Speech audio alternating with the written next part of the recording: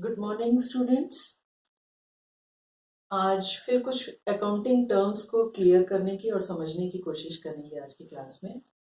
मैंने आज revenue, expenses, income, gain, loss, purchase return और return outward, sales return, return inwards, इन topics को कवर करेंगे आज की क्लास में हम। मेरा पिछला क्लास भी आप देख लीजिएगा जिसमें मैंने कुछ अकाउंटिंग टर्म्स को क्लियर किए हैं। तो सबसे पहले हमारा आता है revenue. What is revenue? Amount received through out the year. जो भी अमाउंट हम रिसीव करते हैं सर्विसेज देने के बदले या गुड्स सेल करने के बदले में, for rendering services and to receive money on account of sales of goods is called revenue. तो हम ये कह सकते हैं कि all receipts are revenue. Last class में मैंने आपको रिसिप्ट्स के बारे में बताया था। तो जितने भी रिसिप्ट्स हैं, ऑल रिसिप्ट्स आर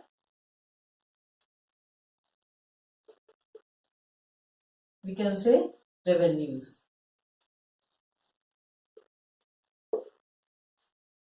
सिंपल भाषा में फिर से समझाने की कोशिश करती हूं।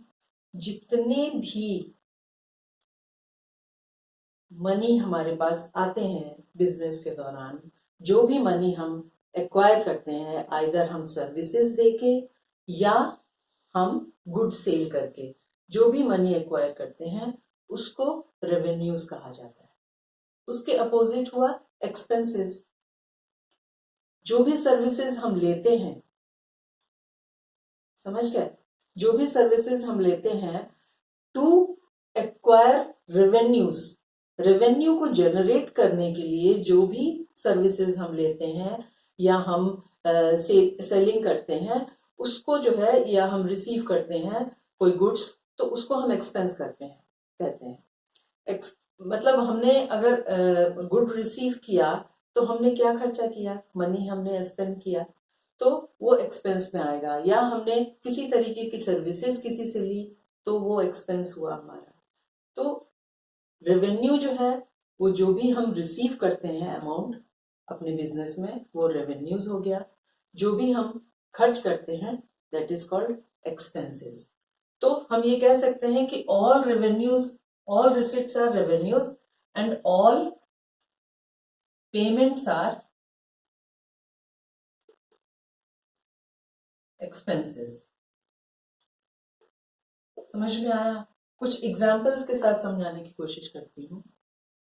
मान लीजिए मैं एक सर्विस दे रही हूँ आपको, मैं क्लास ले रही हूँ और मेरे क्लास में 5 स्टूडेंट्स हैं जो कि मुझे 1000 मंथली पे करते हैं।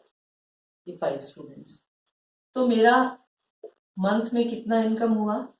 5000। ये 5000 रुपीज जो है वो मेरा रेवेन्यू हो गया। लेकिन क्या ये मेरा इनकम है? 5000 जो मैंने रिसीव किया, क्या ये मेरा इनकम है? नो। बहुत सारे बच्चे जो हैं इनकम और रेवेन्यू को सेम समझ लेते हैं। नहीं, मैं आपको आगे क्लियर करती हूँ। यहाँ पे ये जो मैंने सर्विसेज आपको दी टीचिंग की, उसमें मेरे भी कुछ एक्सपेंसेस हुए हैं। कौन से वो एक्सपेंसेस हैं? मान लीजिए ये बोर्ड है, बोर्ड को परचेज किया है मैंने, उस पर एक्सपेंस किया मैंने, मान लीजिए 1000 रुपीज। ये पेन है एक मेरा, इस पेन पे मैंने एक्सपेंस किया 100 रुपीज। मेरा इंटरनेट का कुछ खर्चा आ रहा है, मान लीजिए 500 रुपीज।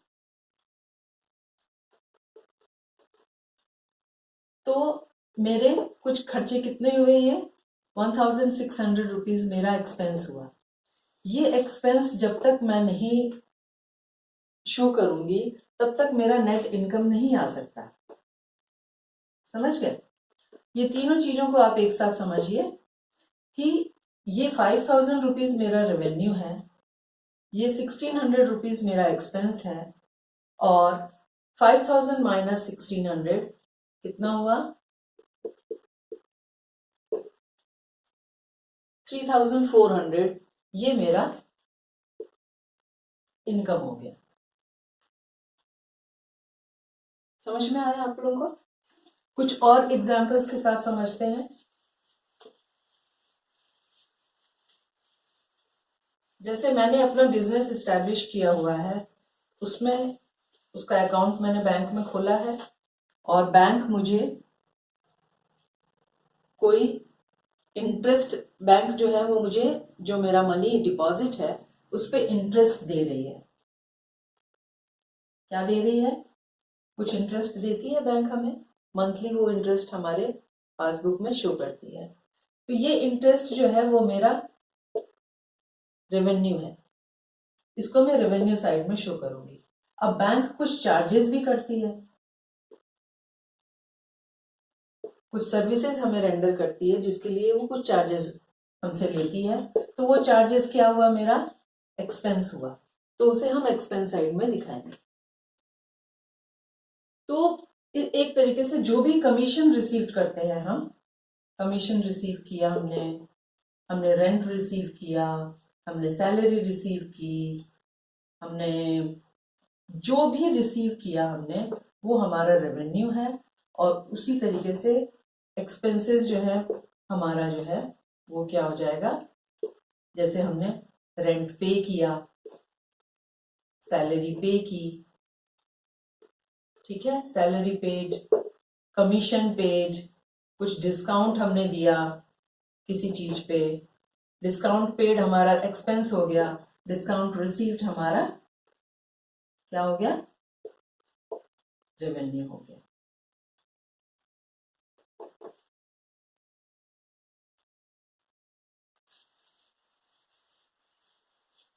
इनकम, रेवेन्यू, एक्सपेंसेस आपको क्लियर हुआ? रेवेन्यू हमारा जो है, रेवेन्यू ओवर एक्सपेंसेस हुआ तो वो क्या हुआ? That is income. But expenses over revenue हुआ तो क्या हुआ? लॉस। रेवेन्यू हमारा ज्यादा है और एक्सपेंसेस कम है तो हमें प्रॉफिट होगा नेचुरली, और अगर हमारा रेवेन्यू कम है और एक्सपेंसेस ज्यादा है तो हमें लॉस होगा। क्लियर हुआ ये बात आपको? अब ये टॉपिक लेते हैं गेन। गेन का हिंदी में अगर हम समझें तो गेन का मतलब फायदा, प्रॉफिट अगर समझें तो प्रॉफिट का मतलब भी फायदा। दोनों का हिंदी में मतलब सेम है, बट अकाउंटिंग टर्म्स में ये डिफर करते हैं। कैसे? जैसे मान लीजिए कि मैंने एक फर्नीचर है, मेरा एसेट है जिसकी वैल्यू 40,000 है। ये फर्नीचर मेरी डेप्रिशिएट होके 20,000 हो गई। ईयर बाय ईयर उसकी वैल्यू घटी और घटते घटते वो 20,000 पे आ गई। अब मुझे लगा कि इस फर्नीचर को सेल कर देना चाहिए, ये फर्नीचर अब मेरे काम का नहीं है, इसको मुझे रिप्लेस करना चाहिए। तो 20,000 इसकी बुक वैल्यू है, इसको क्या कहेंगे? Book value. डेप्रिशिएट करने के बाद जो वैल्यू निकलती है दैट इज बुक वैल्यू। 20,000 की जगह अगर ये 22,000 में मेरी जो है ये फर्नीचर मेरा बिक गया, मैंने सेल कर दिया 22,000 का, तो 2,000 रुपीज जो है that is called gain. Clear?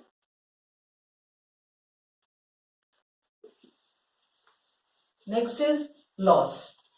Same way, loss को जो है हम वहां पे भी समझ लेते हैं अच्छी तरीके से कि हम यहाँ इनकम और लॉस भी लिख देते हैं कि अगर एक्सपेंसेस हमारा जो है वो ज्यादा है और रेवेन्यू हमारा कम है तो हम उसको लॉस बोलते हैं। लेकिन यहाँ पे लॉस का मतलब मैं आपको समझाऊंगी अकाउंटिंग टर्म्स में। दोनों तरीके के मतलब आप समझ सकते हैं, लेकिन डीपली अगर समझने की कोशिश करेंगे तो लॉस क्या हुआ कि stolen goods from by theft, चोरी से हमारा गुड्स जो है वो चोरी हो गई। तो हमारा जो ये लॉस है, कैपिटल जो है वो हमारा रिड्यूस हो जाएगा। कैपिटल क्या होगा? हमारा रिड्यूस होगा। ये जो ट्रांजैक्शंस हैं, गेन और लॉस वाले ट्रांजैक्शन, ये हमेशा याद रखिएगा, ये ट्रांजैक्शंस हम बिजनेस के अंदर ही करते हैं। कल मैंने आप लोगों को पिछले क्लास में मैंने समझाया था कि बिजनेस ट्रांजैक्शंस जो है वो दो तरीके से होते हैं, एक एक्सटर्नल और एक इंटरनल। एक्सटर्नल ट्रांजैक्शंस वो होते हैं जो हम किसी अनदर पार्टी के थ्रू, ए पार्टी बी पार्टी के साथ कर रही है, दूसरी पार्टी है हमारे बिजनेस के अलावा। और इंटरनल ट्रांजैक्शंस वो होते हैं जो हम बिजनेस के अंदर ही करते हैं, इंटरनल। जैसे डेप्रिसिएशन मैंने आपको गेन के उसमें समझाया कि डेप्रिसिएशन वाली वैल्यू जो है वो इंटरनल हमारे बिजनेस के अंदर की एक ट्रांजैक्शन है। उसी तरीके से लॉस वाले ट्रांजैक्शन जो है वो भी इंटरनल ट्रांजैक्शन है, जिसको कि हम ये बुक वैल्यू मान लीजिए, बुक वैल्यू मान लीजिए मेरा 20,000 है और 20,000 की जगह वो मेरा 18,000 में सेल हुआ, तो ये 2,000 जो है वो मेरा लॉस है। ये इंटरनल ट्रांजैक्शंस हुए। तो इन दोनों को अच्छे से समझिए। रिवेन्यू और एक्सपेंसेस जो है वो मंथली हमने अपने बिजनेस से रिलेटेड जितने भी ट्रांजैक्शंस किए वो हमने एक साइड में, रिसिप्ट साइड में एक मान लीजिए हमारे पूरे ट्रांजैक्शंस आ गए, और एक्सपेंस साइड में या पेमेंट साइड में हमारे दूसरे पेमेंट वाले ट्रांजैक्शंस आ गए। उन दोनों का डिफरेंस आइदर इनकम होगा या फिर लॉस होगा। लेकिन ये गेन और लॉस जो है ये अकाउंटिंग टर्म्स में हम इस तरीके से जो इंटरनल ट्रांजैक्शंस होते हैं उनको जब हम निकालते हैं तो उन्हें हम गेन और लॉस बोलते हैं। बुक वैल्यू से कम होगा या बुक वैल्यू से ज्यादा होगा तो साइमल्टेनियसली वो हमारा गेन या लॉस होगा। नेक्स्ट टॉपिक पे आते हैं, परचेज। What is purchase? क्या है? बहुत सिंपल वर्ड्स में अगर समझे तो कुछ खरीदा तो वो परचेज है।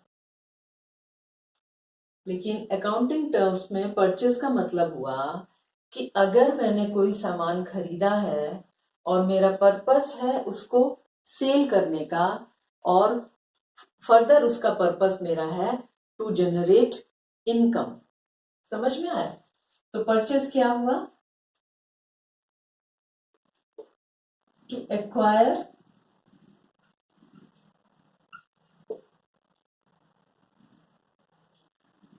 some raw materials or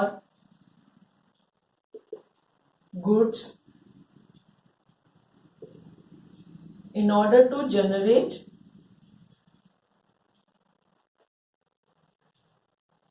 income। Business करने के लिए जो हम परचेजेस करते हैं, अब मान लीजिए कि मैंने परचेज किया फर्नीचर बिजनेस करने के लिए, ठीक है? तो इसका जो भी हम सेल करेंगे उसको सेल करने के लिए अगर मैंने परचेज किया है फर्नीचर तो वो परचेजेस कहलाएगा। लेकिन अगर मैंने अपने ऑफिस के लिए कोई फर्नीचर परचेज किया है, भले मेरा बिजनेस जो है वो फर्नीचर का ही है, लेकिन मैंने एक टेबल या एक चेयर जो है वो मैंने ऑफिस पर्पस के लिए लिया है, उसको हम क्या कहेंगे? एसेट्स कहेंगे। वो हमारा एसेट्स हो जाएगा, क्योंकि उसको हम डे टू डे लाइफ में सेल या परचेज नहीं कर रहे हैं। वो हमने एसेट्स के लिए लिया है, हमारी प्रॉपर्टी के लिए लिया है। एसेट्स और लायबिलिटीज हम आगे आने वाले क्लासेस में समझेंगे। अगर मेरा मान लीजिए परचेज रिटर्न या रिटर्न आउटवर्ड, इसमें भी बच्चे बहुत कंफ्यूज होते हैं। रिटर्न आउटवर्ड और रिटर्न इनवर्ड में वो बहुत कंफ्यूज होते हैं। से रिटर्न आउटवर्ड यानी आप सिंपल तरीके से समझिए, आउटवर्ड कोई परचेज किया मैंने और उसको मैंने वापस किया, आउट किया, बाहर किया अपने बिजनेस से। मैंने कोई सामान खरीदा और वो सामान मुझे पसंद नहीं आया, जो सैंपल था उसके अकॉर्डिंग नहीं था या उसकी क्वालिटी लो थी, तो वो परचेज मैंने वापस किया बी पार्टी को, उसको हम परचेज रिटर्न या रिटर्न आउटवर्ड कहते हैं। सेम वे सेल्स और सेल्स रिटर्न। रिटर्न इनवर्ड क्या हो गया? मेरा सेल का बिजनेस है, मैं फर्नीचर सेल कर रही हूं और जो दूसरी पार्टी थी उसने मुझे वापस कर दिया फर्नीचर को, ये कह के कि आपने लो क्वालिटी का मुझे फर्नीचर सप्लाई किया है, इसमें से 4 पार्ट्स या फिर ब्रोकन है, मान लीजिए कि कुछ पार्ट्स जो है वो ब्रोकन है, कुछ जो है वो क्वालिटी उसकी लो है, तो उसने मुझे वापस कर दिया। समझ गए? तो वो रिटर्न इनवर्ड हो गया। ये जो है ट्रांजैक्शंस एक्सटर्नल ट्रांजैक्शंस हो गए, क्योंकि ये दूसरी पार्टी से रिलेटेड हुए।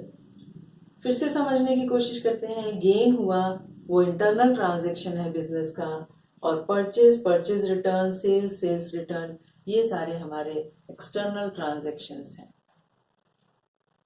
कुछ और टॉपिक भी मैं कवर कर लेती हूँ आज, चूंकि ये सारे हमारे क्लियर हो गए हैं।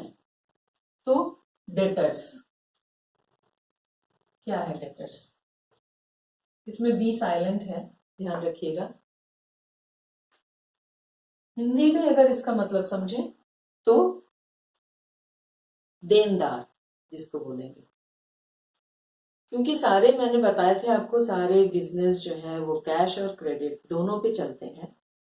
तो कुछ हमारे जो है हमने ईयरली बेसिस पे जब हमने बैलेंस शीट बनाया तो हमारे कुछ देनदार बाकी थे, कुछ डेटर्स बाकी थे, तो उन्होंने उनको जो है मतलब उनको कुछ पैसा मुझे वापस करना है, बिजनेस में मुझे कुछ पैसा उन्हें देना है, मैंने उनको क्रेडिट पे सेल किया हुआ है। इनको हम क्या बोलते हैं? Debtors, to be received from them. अब इनमें से मान लीजिए ये डेटर्स हैं और इन्होंने इनसे मुझे 40,000 रुपए लेना था। कितना लेना था? 40,000 रुपीज लेना। 40,000 की जगह उन्होंने मुझे 38,000 रुपीज दिया। 1 ईयर, 2 ईयर, 3 ईयर पास हो गया, उन्होंने मुझे बाकी 2,000 रुपए वापस नहीं किया। ये 2,000 रुपए जो है 2,000 रुपीज उन्होंने 5th ईयर में मुझे वापस कर दिया। ठीक है, तो इसको क्या बोलेंगे? Bad debts recover.